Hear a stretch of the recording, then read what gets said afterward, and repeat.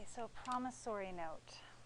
A promissory note, and it's not promissory, it is actually promissory, it's not a typo, is an agreement signed anytime a loan is taken out. It's basically the contract of the loan, and it's called a promissory note because it's a promise that you will repay the loan. Okay, it'll state all of the conditions of the loan. It is a legally binding agreement. If there are terms that are not on the promissory note, they don't exist. So, for example, if you're talking to the banker and they're filling out the promissory note, and then you guys make an agreement that after you pay on time for 2 years, they'll lower your interest rate by 5% or something. If that's not actually in the promissory note, they're not obligated to do that. So every term and condition has to be in the promissory note in order for it to really exist in the real world. Like, so oral agreements don't count. So you want to read it very carefully before you sign it, because if there was an agreement like that, you know, that if you make on-time payments for a length of time, then they'll lower the interest rate because maybe you're working on your credit or something. You want to make sure it's in the promissory note. And then you also want to make sure there's not crazy things in there like if you think you're applying for a fixed rate loan, which means the interest rate can't change, and they've got something in there about a variable rate. You really want to, or balloon payments, and we'll talk about all those things, but you really want to make sure that what you think you're agreeing to is what you're actually signing. The principal is the money that you're borrowing. So when we were talking about checking and savings and all that, we were talking about principal is the money that you're actually putting in, but principal in this case is the money that you're borrowing. So just in general, principal's money, and then how it's being applied depends on which formulas you use.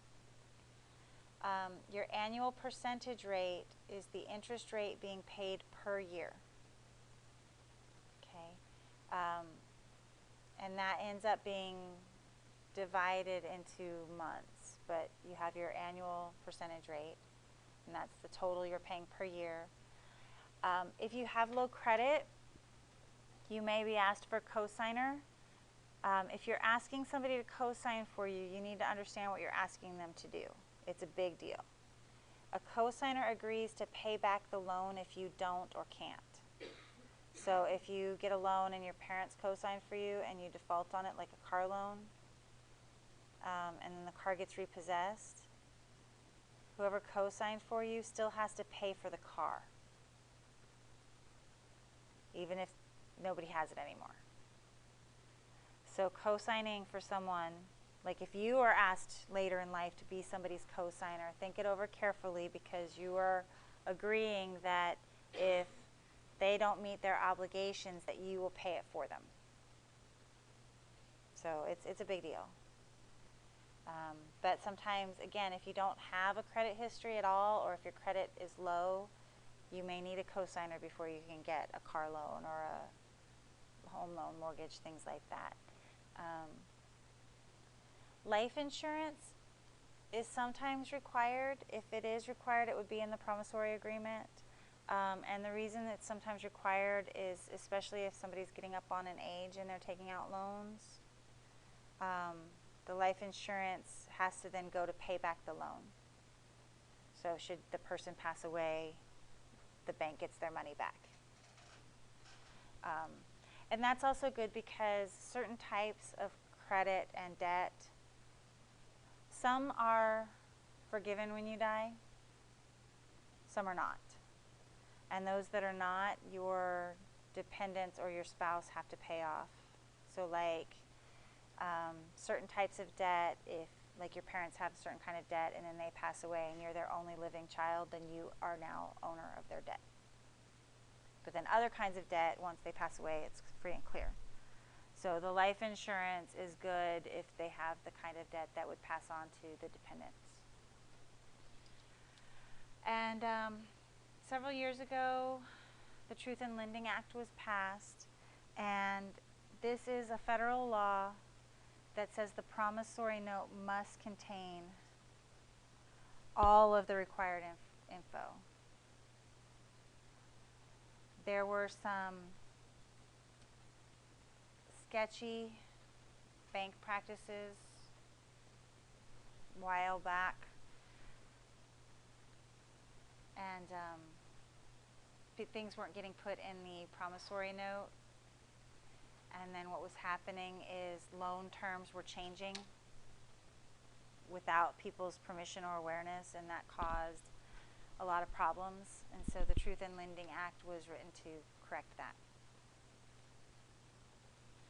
On the loan, you could have either prepayment privilege or prepayment penalty. Either of these will be discussed in the promissory note.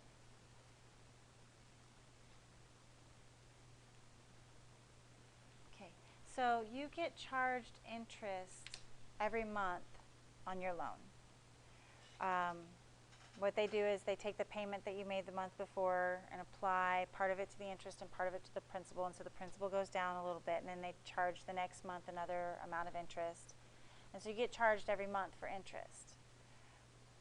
When this happens, if you pay off the loan early, then the bank loses that money that they would have charged you on interest. And some loans, that's fine. You have a prepayment privilege. You can pay it off early. You save money on interest, no problem. And then with some loans, they write it into the loan that you have a prepayment penalty. So you can still pay it off early, and you can still avoid the interest that you would have been charged from paying it off early. However, there will be a fee for paying it off early. And that fee may be less than the interest that you were going to be charged, equal to the interest that you were going to be charged, or in some cases it could even be more than the interest you're going to be charged. So you want to be aware of that. So before you go off paying off something early, you want to know if there's a fee, and if so, what that fee would be. Because if the fee is more than the interest, then it's better just to pay the interest. It's pretty rare that the fee would be more than the interest. It's usually equal to or less than, but just you need to know. If you have prepayment privilege, this is really good, because what you do is if you pay extra on your loan every month, so another, your loan's $300 monthly payment and you pay $350 or something, you pay off your loan way early and you save a bunch of money on interest. So it's good to know if you have that right too, because even if you pay $5 extra or $10 extra, that's less interest you'll pay the next month. And we'll go over how all that works. Then there are wage assessments and wage garnishments. Okay, and you probably, has anybody heard of being like wage garnishment before? You guys heard that term? Okay, that's a more commonly heard term than wage assessment, because usually anymore with all of the online banking and things, people don't really do the wage assessments anymore, because they just do like a automatic deduction, bill pay or whatever from their bank. But a wage assessment was voluntary, and so let's say you have a car loan or a credit card bill or something that you want paid off. You could have the money taken directly out of your paycheck and sent to that bill so that you didn't have to worry about it. But again, like I said, these aren't very common anymore because of all the online banking and things that we have now that didn't exist before when these were kind of created. But the wage garnishment is court ordered. This is what happens when, for some reason, somebody hasn't paid their debts, and they've been taken to court over it. Remember I told you debtor's prison used to exist, but they got rid of that? They got rid of debtor's prison and replaced it with garnishments. And what happens is, if you've been taken to court for debt and the judgment has been against you, then they'll do a wage garnishment, which means they take the money out of your check to pay your creditors before you even ever see it. And the thing with the wage garnishment, the reason I said it's very negative, you don't get to choose the amount. So if you're making $250 every 2 weeks, and they're taking $175 of it for garnishment. There's nothing you can do about it. So you don't want to ever get into that situation. The assessment's good though if you want to do that. If you're, for some reason, your employer is all about that, then you can do that and pay off debt that way. And then you don't have to think about it. A balloon payment is something else that would be listed in the promissory note.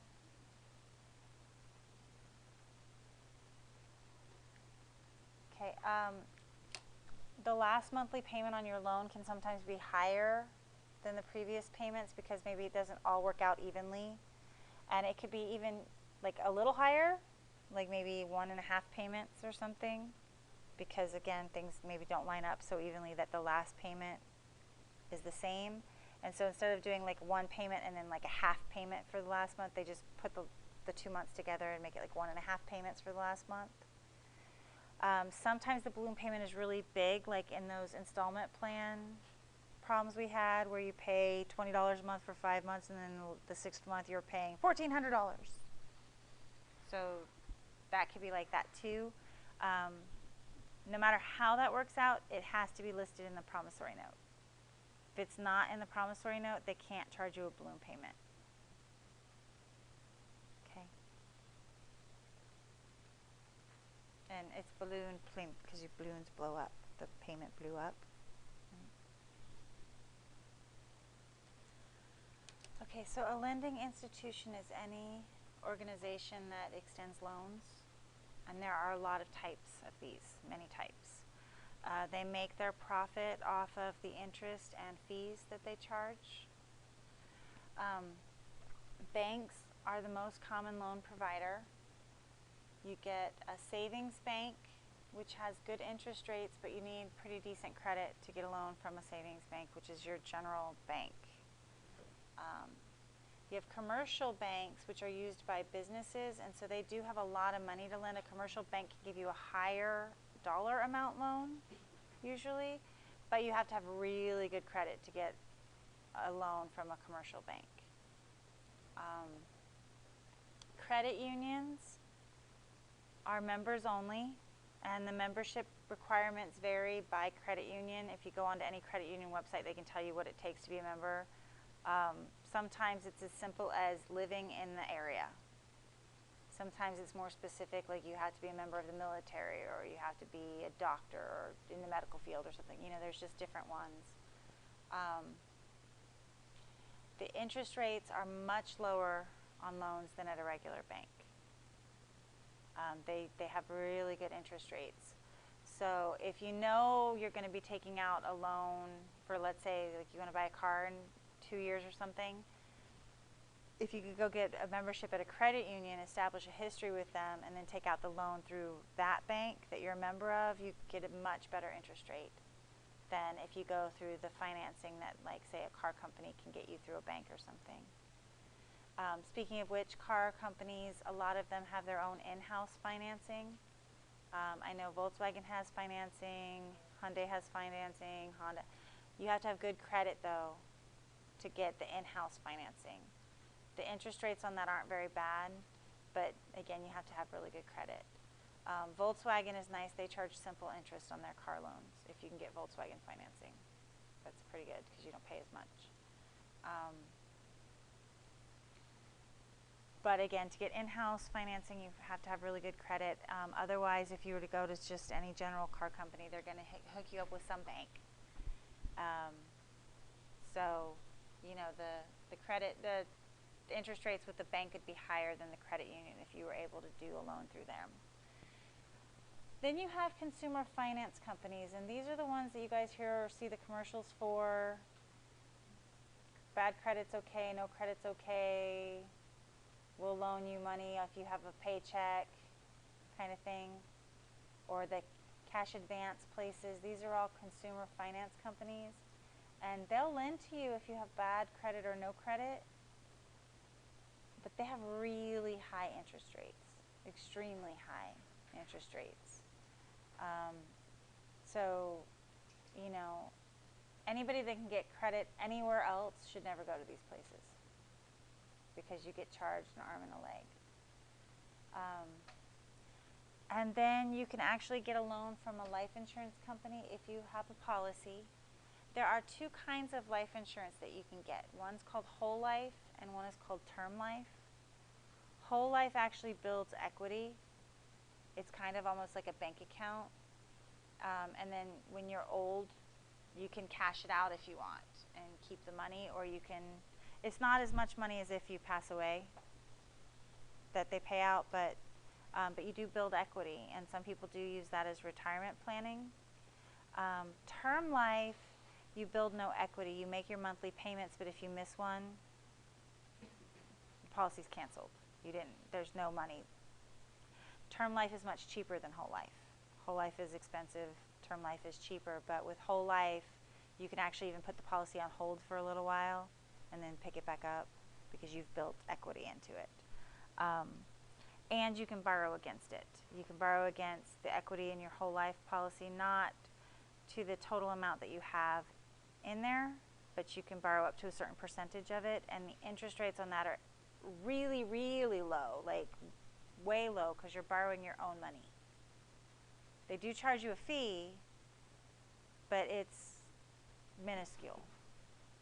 So that's kind of nice if you get whole life. Whole life and term life. The younger you apply for whole life insurance, the cheaper it is. So in like your 20s, you can get a whole life policy for maybe $20 a month. If you wait till you're in your 40s, it's $70 or $80 a month. So, and if you can get, like I said, if you can get whole life, you're building equity, so you can cash it out later if you need to. If you're pawning something, you're saying, here, hold on to this and give me some money, and then I'm going to come buy it back from you. That's what pawning is, or you sell it to them outright. The amount is based on the value.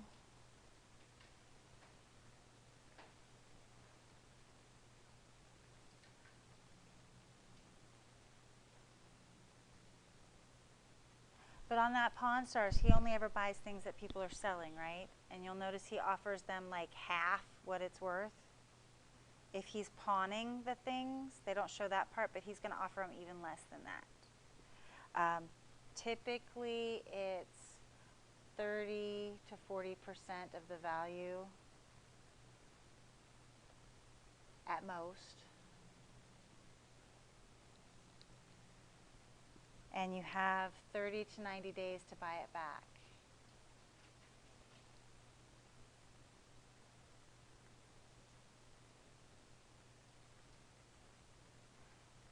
If you don't pay it off on the day of the deadline, the next day they put it up for sale. And then if you want it back, you have to buy it back at the price that they're selling it for.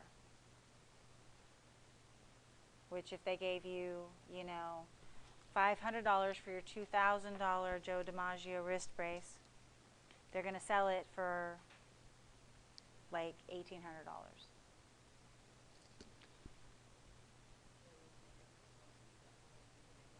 Yeah, huh? Okay, collateral is our personal belongings that you put up.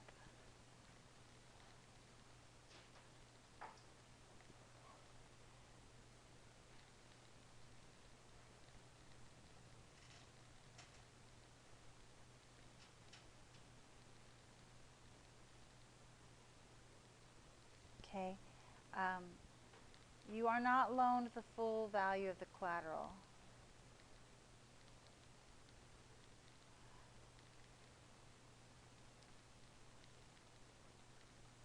Okay, so have you guys heard the term second mortgage? Okay, second mortgage. When you first buy your house and you take out a mortgage, that is a first mortgage. And then years down the road, you have paid off a lot of that mortgage, and your house has what's called equity or value. So you owe $40,000 on it still on the mortgage, but it's worth $100,000. That gives you $60,000 worth of equity. And you can put up your house as collateral and take out a second mortgage for some amount less than $60,000. Or you can put up jewelry or bonds or stocks or cars, anything that has value, you can list as collateral for the loan, saying that if I don't pay you the money, you can take these things. But of course, they'll have to have more value than the loan. They're not going to give you a loan for $50 on a $10 item, right? So that's collateral. Before. R is the rate.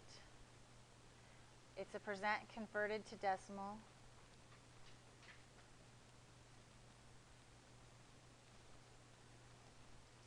T is years. And P is the amount borrowed.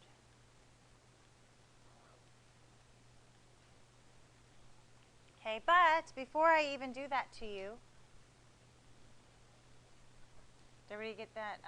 This chart is a table of monthly payments per $1,000. Oh, you weren't done? Okay, so you have, if you borrow equal amounts of 1,000, 5,000, 10,000, 3,000, 20,000, 100,000, with interest rates between 6.5 and 13.25%. So you have your 6.5 here at the top and your 13.25 down here.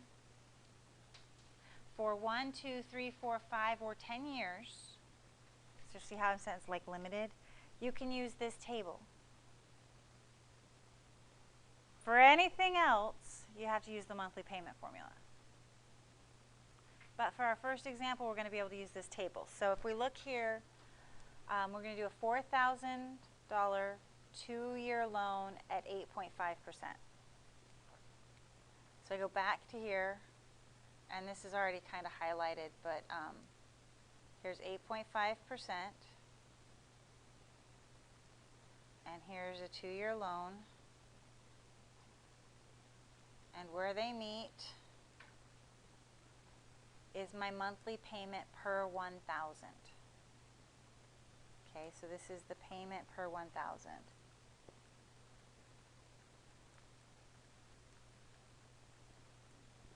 Okay, so that's $45.46.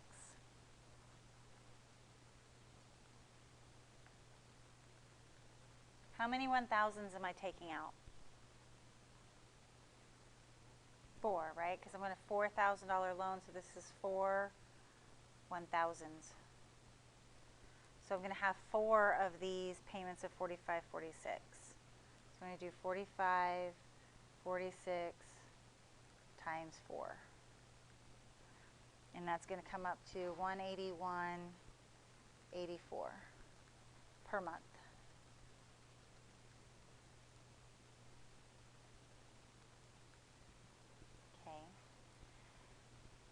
Now the total amount of the monthly payments, we've got a 2-year loan, and 2 years is 24 months. So I'm going to do 181.84, and I'm going to multiply that by 24 payments, bless you.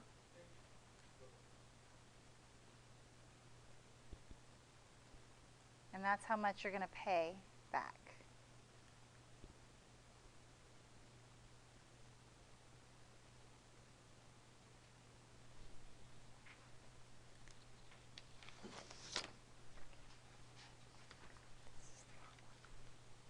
Any questions so far?